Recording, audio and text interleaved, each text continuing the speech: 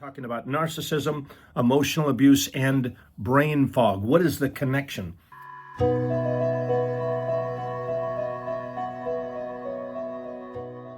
Do you find yourself feeling mentally confused, overwhelmed, difficulty in concentrating? Well, if you're in a toxic, troubled, emotionally abusive relationship, you may be experiencing what is commonly called brain fog. Let's talk about it.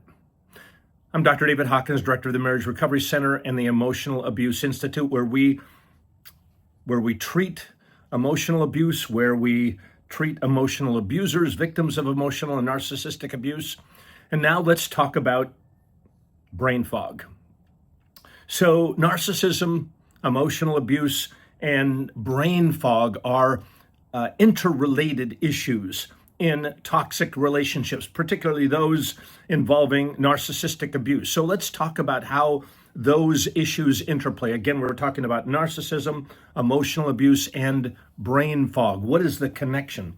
Well, as you may know, narcissistic individuals often exhibit traits of needing excessive control, lacking empathy, and being very manipulative. So in relationships, in emotionally abusive relationships, we have issues, you know these, such as gaslighting, which is making you doubt your perception of reality. It is devaluation, dismissing, diminishing your truths, your values. Control, using fear, guilt, manipulation to get what the narcissistic and emotionally abusive individual wants.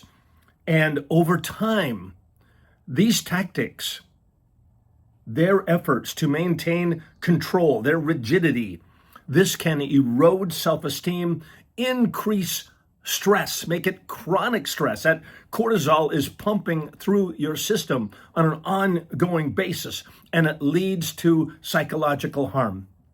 It leads over time to brain fog.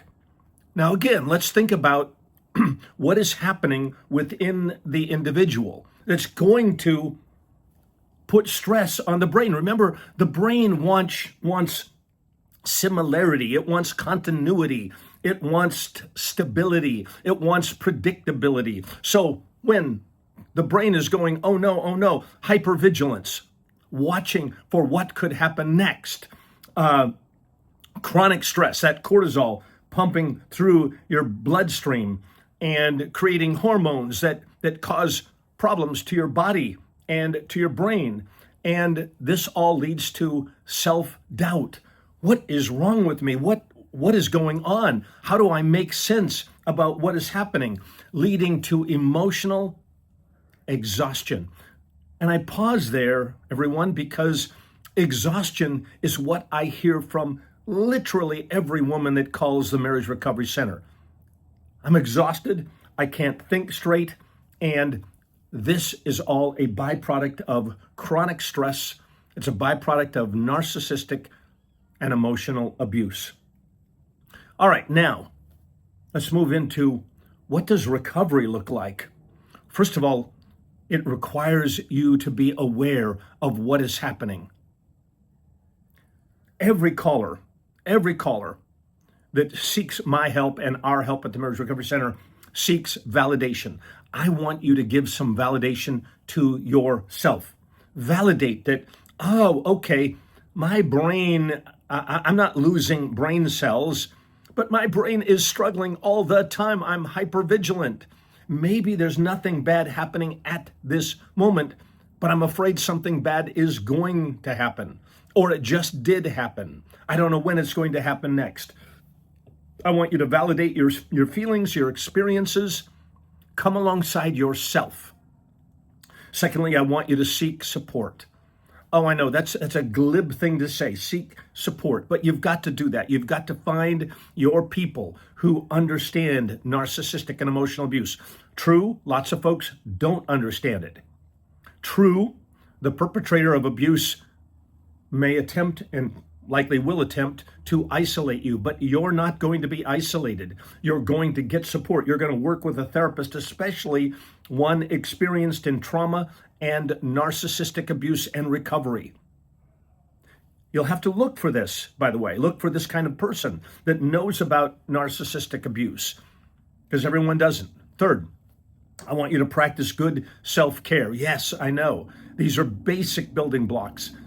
To the best of your ability, getting good sleep, exercise, nutrition. Those are the building blocks, right? We've all got to do that anyway. Good sleep, exercise, nutrition, and support for your brain and body health.